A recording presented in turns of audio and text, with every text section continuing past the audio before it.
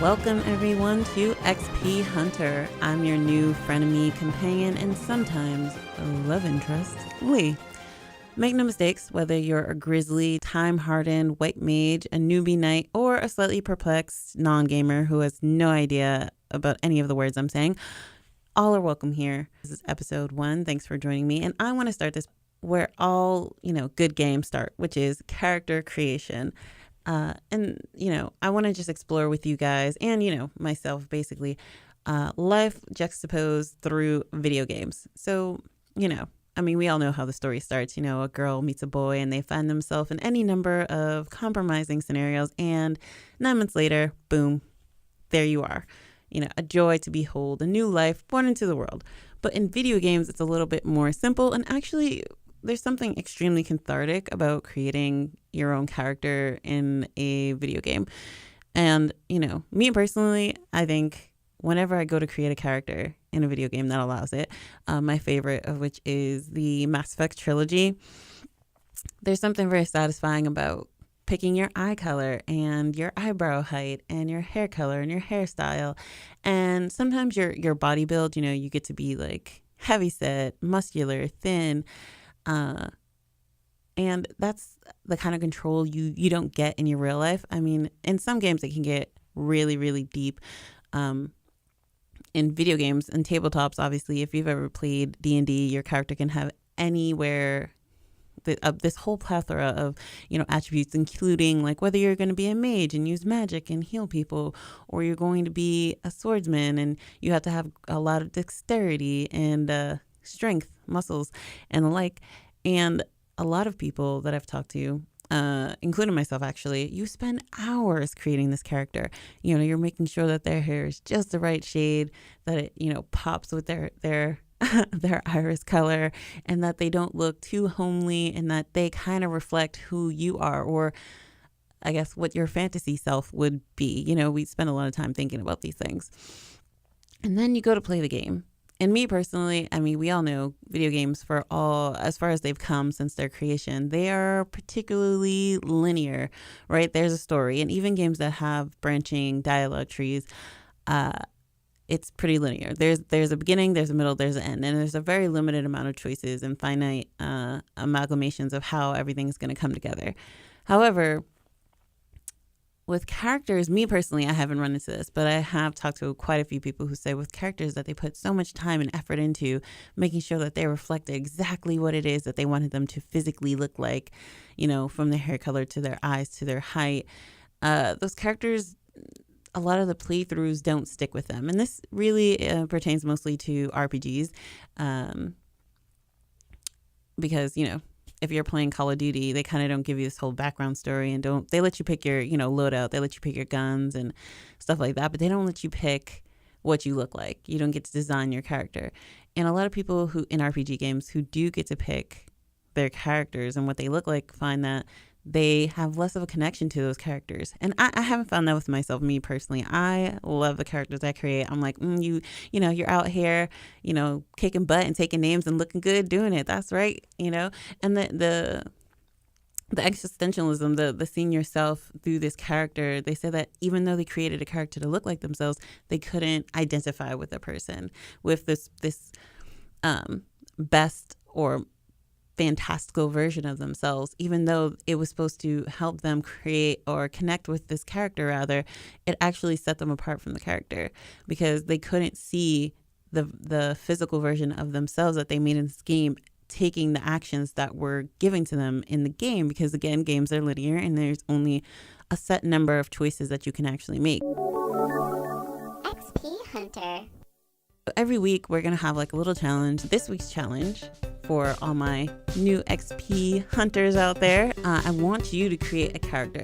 It doesn't need to be anything as deep as a D&D character. You can find my personal character sheet posted on our Pinterest, on our Instagram, and also on our Facebook, which is coming soon. It's coming. We also may start a Tumblr depending on, what people want, but you just need to have your name and or alias. Then on top of that, tell us what class you are. Are you support? Are you a heavy? Are you a swordsman? You're a white mage? tell us your alignment. And alignment just is like I guess, a moral amalgamation of what your character is. So if you've ever played a lot of tabletop games, especially D&D or Dungeons and Dragons, for those who don't know, it just tells you kind of like your moral standing. So I've taken a quiz, which, mind you, is like 100 questions. I've taken a quiz twice, and both times it came out neutral evil. So, once is a coincidence, twice is a pattern. So neutral evil is my alignment. And perhaps pick like a cool little symbol you want to represent yourself, because we're going to be doing some, competitions, actually gaining XP for people who finish challenges. And there may just be cool prizes for people who, get, level up. So this week, create a character sheet. You can email it to me if you'd like at the xphunterlee@gmail.com. And I will post it on the Instagram and give you a little shout out here and read out your character sheet so everyone can kind of know who the competition is or who our newest clan member is. And across the board, you can find us at XP Hunter, regardless of what social media it is. You are listening to XP Hunter. Now, getting back into character creation. So, with video games, I like to talk them out with people a lot of times. And again, guys, we're not just going to talk about video games. We're going to be talking about anime. We're going to be talking about comics. We're going to be talking about the subcultures or cultures that stem from video games, whether it's dev teams, whether it's e-gamers, whether it's, comic artists, comic writers, whether it's new tech that's coming out. VR is kind of popping right now. And augmented reality, not just virtual reality, but we're going to be talking about all of it because these are the things that we create in life, video games, movies, things like that. We create them all because they're just an extension of ourselves, a way to express ourselves to other people and kind of see ourselves in not the harsh light of reality. Because sometimes reality is really, really, really depressing. And the stories that we face in a lot of video games, tabletops, and handheld games and the like are also very depressing. But they give us this message in kind of a softer way, and it's a lot easier to digest and to dissect and get over. I mean, I can't tell you how many games I've played that just had me all in the feels. Shout out Final Fantasy VII. Like, you're like, there's all these subplots and the bad guy is like truly bad. And being able to relate to the character, i.e. the character that you've created at the beginning of this, versus the character you're just given, this is how they look. These are their attributes. You can improve them as you go, but you can't change them. Sometimes it makes it a lot easier because you didn't have to put any effort into it. You are experiencing this story through someone else, which is a lot of times how we experience stories as people, that stories that aren't about ourselves. So you're playing Call of Duty and you're Sergeant, Major, whoever, and that's what it is. There's no question. You're experiencing his story through him. That's normal. That's how we experience things. But when you go to create a character and you've made this character and you see them as yourself, and then you go out to do this mission and it's like, well, you can either, save this boat full of people or you can save that boat full of people, but you can't save both. So one boat of people is going to die and you have to make that decision, and you only get the decisions that are scripted by the game creators. And so now it's like, well, you can only save one. Which one do you want to choose? Your mom and best friend and your entire family is on the left ship, and then the love of your life is on the right ship. Which ship are you going to choose? Pick one. And then you pick one and you decide to destroy whichever. I'm not going to tell you guys which one I would pick, and I can't tell you which one you guys would pick, but I mean, yikes, someone's going to die. And then you're sitting there like, I would never make that decision. I would find a way to save them. And that takes you out of the story because you've made this character who is essentially you through and through, or, what you want to look like. And this person who's you is poised to make a decision And all the decision options you have don't reflect any decisions that you would actually make or the thought pattern that you would put into making that decision. So now you're pulled out of the game instead of being pulled in, which is what more game developers want, because that's what keeps us playing games, is being invested in the characters, being invested in the story rather. And the second that your character has to make a choice that you don't like or a choice that you think you would make differently, you are disinterested and you don't want to play anymore. Or you just start a new character and you just play them without, customization. And I think that's super, super funny because a lot of times in video games, we're blindly playing it. We're like, yep. I mean, at this point, video games have been around for a very, very long, long time. And I've been playing for more than 20 years myself. And the story kind of remains the same, right? The character is called to action and, they go to save the day. They pick up some friends and some enemies along the way. There are all these side quests that you kind of do so you can get more XP so you can, have stronger weapons or stronger attacks and the like. And when your character, sorry guys, kind of lost the thought there. When your creative character can't make a decision. Okay, yeah. Oh, found the thought again, guys. I found the thought again. So when you're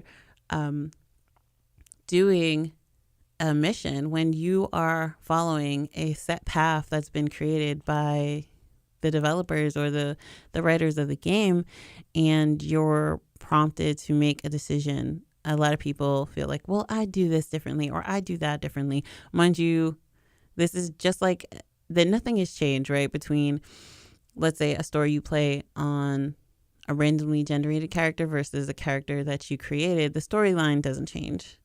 Nothing's changed. It's kind of all in our heads. And I think video games are a way for people to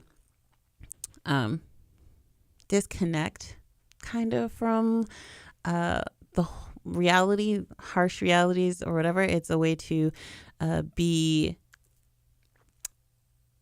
it's a way to confront situations without having to confront them really. I mean, in any tabletop game, video game, or, even, Angry Birds, there's death and destruction. The thing about it is when we see it in a video game, we're kind of desensitized to it, right? Like, it's not a big deal. It's not real. It's a game. These are pixels on a screen moving and being recolored and disappearing and being moved. And so we really don't think about it. But when it actually is, what's actually happening is nothing different than what's happening in real life. It's just that when we're presented literally with ourselves, in a sense, through the creation of a character that we wanted, the way we want them to look, the attributes we want them to have,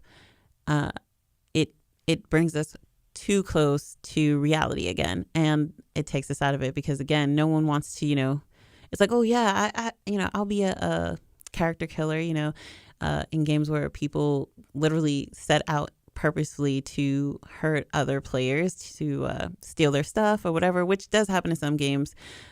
There's also a very popular anime called Sword Art Online that follows that kind of plot where there are people in the game who just kill other characters.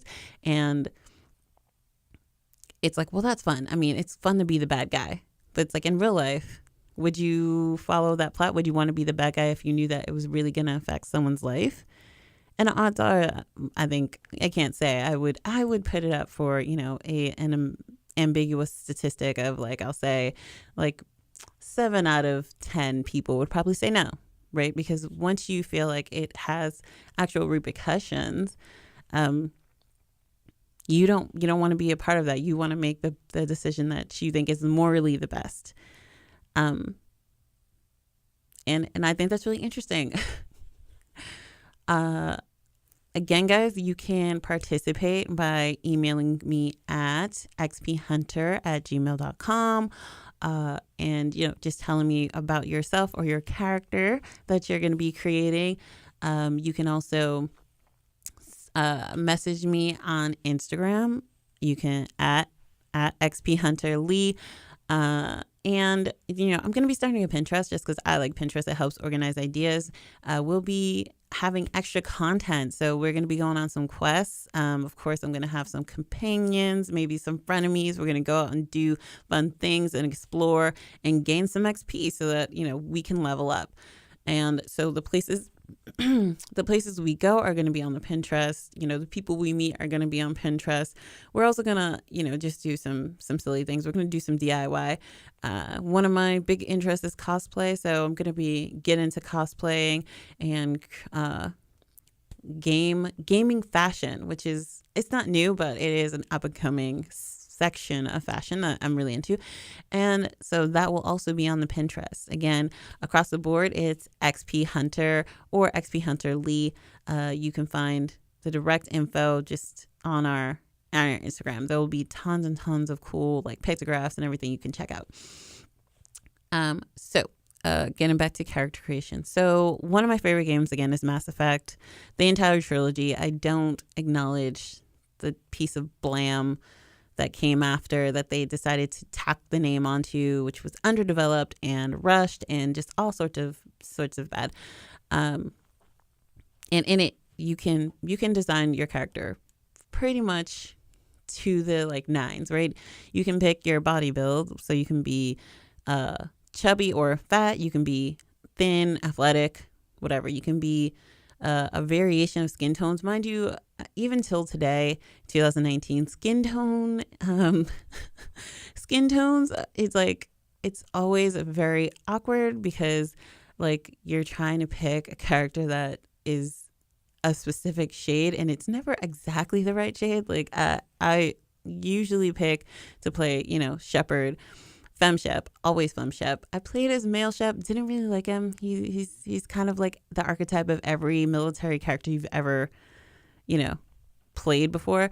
So always FemShep. And I try and play it as a brown character. And every time I try and get brown, it gets more red or more orange. It's never actually brown. It's very strange.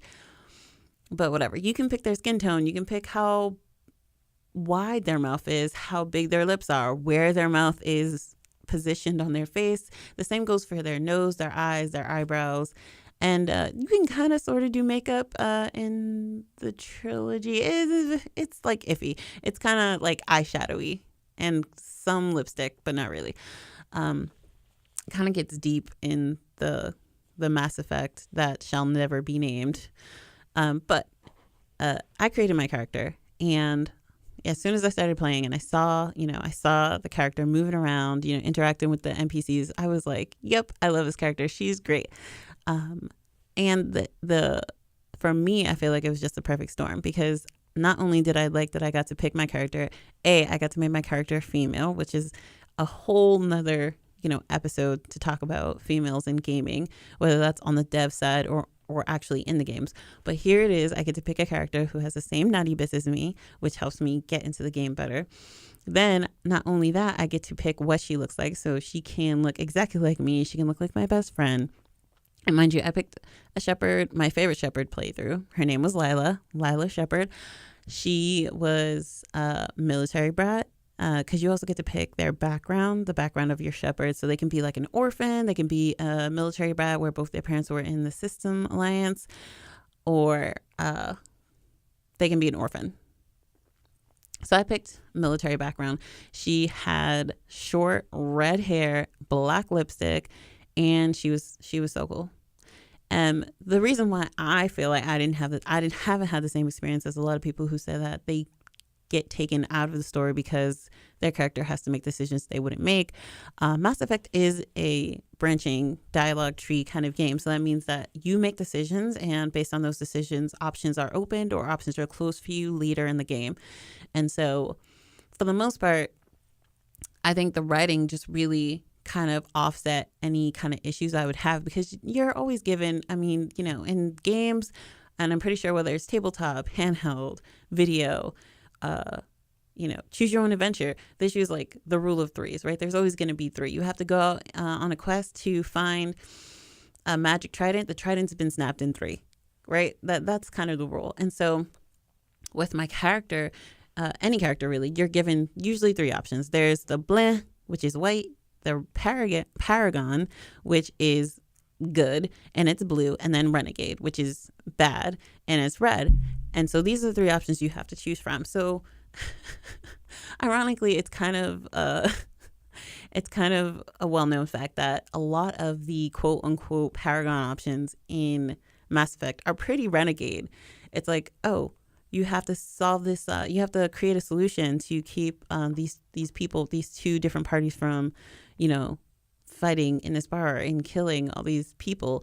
And so it's like, okay, we're gonna go paragon, and then you end up killing someone, right? Like, I don't know if killing someone is like the paragon option, but it happens a lot in Mass Effect. And I think that was purposeful, because the thing is that a lot of people think that, like I said, if they had to make these decisions in real life, they're being taken out of it because their character A is too close to them, and so they feel like they wouldn't make that decision. But a lot of times you would. And I think that people don't take that into account. They forget that they're sitting on their couch playing this game through a personification of themselves in the video game, whether they're playing the ready-made character that's just given to them or they're playing a character they got to choose. It's still them. They are playing through this person.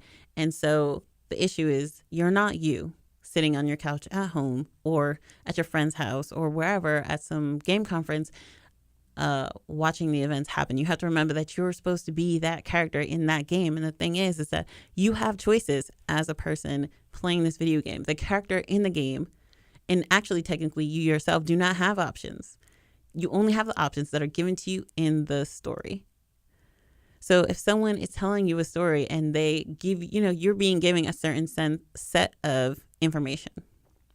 So in the scenario that I gave a little earlier, the bad guy's like, oh, there are 2 boats filled with people, but really, your best friend, your family are on this boat on the left, and the love of your life and all these other randos are on this boat on the right, and you have to choose. And you're like, well, I wouldn't make that decision to destroy either one of them. I know that there's like,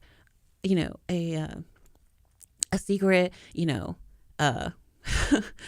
SEAL Team 6 team that's having brunch over at this restaurant, and I can just get them and they can come over and save them. You don't have all those options. You don't know that there's a SEAL Team 6 team having brunch over at this restaurant that's really close to the boat on the right, and they can save everyone on that ship while you go save everyone on the left. You don't know that. You only have the information that's being given to you. You only have the story as it's being given to you by the devs, by the writers. And so I think that at times people take their games too seriously, and at times they don't take them seriously enough, right? I mean, I can tell you, I recall I've been playing PlayStation since I was like 11 years old, but I was in college and my mom bought me Call of Duty Modern Warfare 3. And I think a lot of people don't like it. I mean, I like all Call of Duties mostly. Black Ops was a little weird, I think, but I was playing it, and I'm in there. I'm in my room, and I'm playing, and we get to the mission where you have to save the Russian president. Why? I have no idea, because we don't even like them and they don't like us. But okay, sure. Why not? So we're going to save them. And of course, you get to the evac plane, and you get there and you get shot, right? So you fall down. These guys get out of the plane to cover your exit. Someone's dragging you to the plane. They drag you into the plane, and the helicopter takes off without the 2 guys who got out to cover you. And I nearly died. I was like, wait, what's happening? Like, how can we leave them? And then I'm like, oh, I guess that's going to be the next mission. And even the character in the game is like, oh, we can't leave them. We have to go back. And they're like, we can't go back. And they take off in the evac plane out of like a decommissioned nuclear silo, whatever. And literally the whole load screen all the way back, between that mission and the next, cutscene, I was traumatized. And these are for 2 characters that are not really in the game. They're just there for that one section, right? They were created to die. But like, it hurt my heart because I was the lazy, crappy character that got shot in the back right when we got to the evac plane, right? Like, how cliche could that be? How useless of a character could I be that I got killed? I almost got killed, or I got taken down right that moment.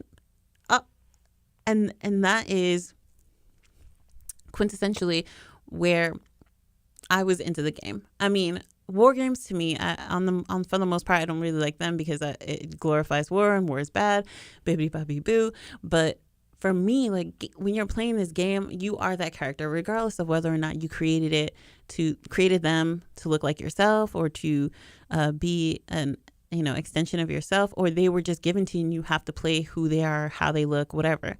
The whole point is that you are playing this story. You don't read a historical drama or, an autobiography and go, well, geez, I mean, I wouldn't have made that decision. That's so silly. You wouldn't do that. Because essentially video games are just a story. Tabletop games are just a story. And yeah, you have a certain leeway with how the story plays out. But again, you have a very little leeway because this is how the story happened.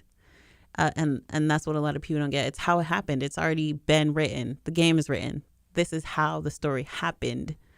And you are playing through it again, not playing through it as it happens. And so there aren't a lot of options open to you.